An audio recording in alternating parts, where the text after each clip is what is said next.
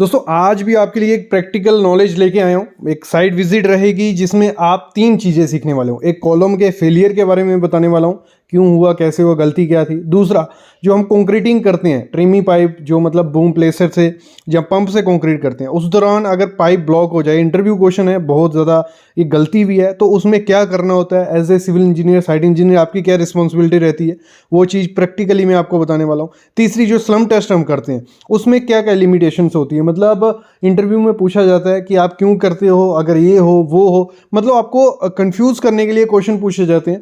वो सब चीज़ें इसमें क्लियर होंगी। उसका टेस्ट प्रोसीजर भी थोड़ा मैं बता दूंगा, पहले तो वीडियोस हैं उस पर, लेकिन कंप्लीट वीडियो देखो, काफ़ी नॉलेज आपको इसमें से मिलने वाला है। तो उससे पहले प्लीज़ चैनल को सब्सक्राइब कर लो, बेल आइकन दबा लो, क्योंकि प्रैक्टिकल नॉलेज साइट विजिट सिर्फ सिविल साइट विजिट पे आपको मिलेगी। तो शुरू करते हैं पहले कॉलम से।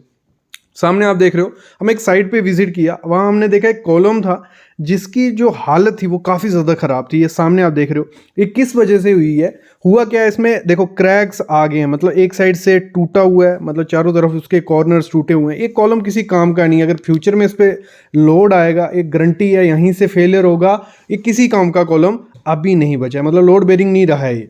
तो हुआ क्या, इसमें जो शटरिंग यूज़ की गई थी, एक तो उसमें मेन प्रॉपर से वाइब्रेशन नहीं की गई होगी। दूसरी, डी शटरिंग जब की गई, शटरिंग को खोला गया, वो प्रॉपर तरीके से खोला नहीं गया।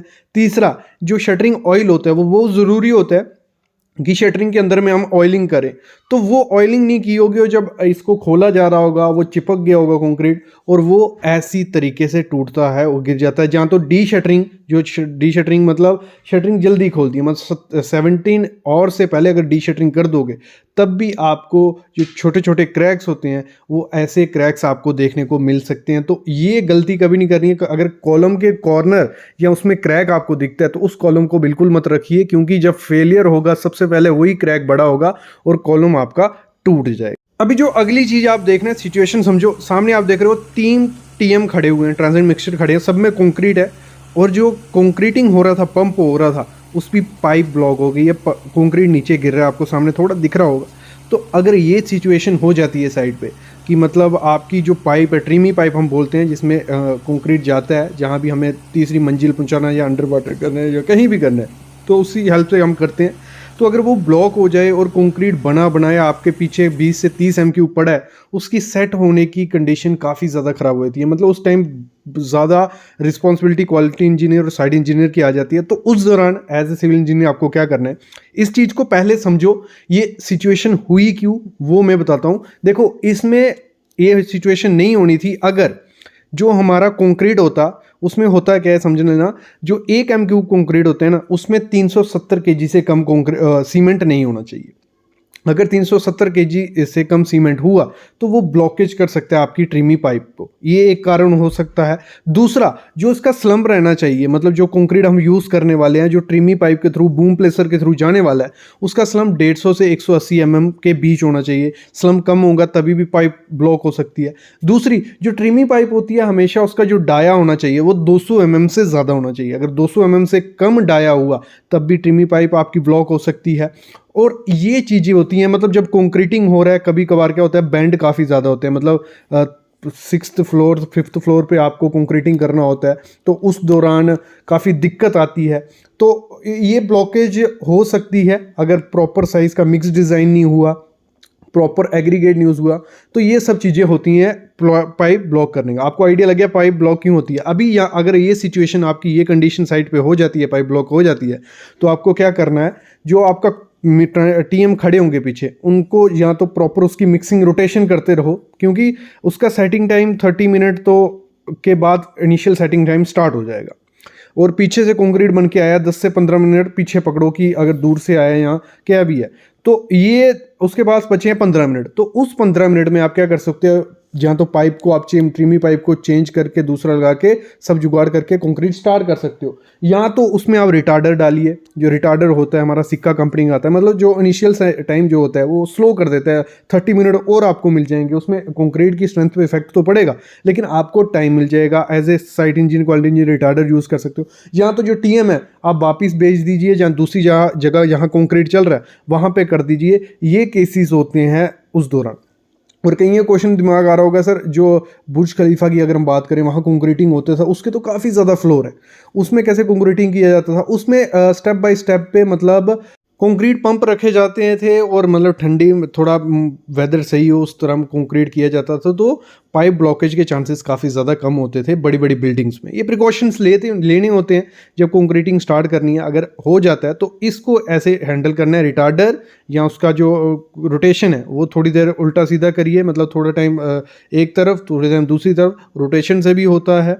और अगर आप बात करो दूसरी जगह कंक्रीट डाल सकते हो, तो ये सब चीज़ें आप कर सकते हो। अगली चीज़ जो है वो है हमारा स्लम टेस्ट के ऊपर। स्लम टेस्ट के तो मेन इसकी चीज़ें समझना, इसका प्रोसेस में डाल चुका हूँ पहले ही, लेकिन इसमें जब भी आप स्लम टेस्ट करते हो तो उसमें वैल्यू आपकी गलत आ सकती हैं। कैसे? अगर आपने स्लम को ऑयलिंग पहले नहीं किया। ये क्यों मैं बता रहा हूँ, क्योंकि मेरे को कमेंट्स आए थे कि सर स्लम पे थोड़ी लिमिटेशंस और डिसएडवांटेजेस बताना।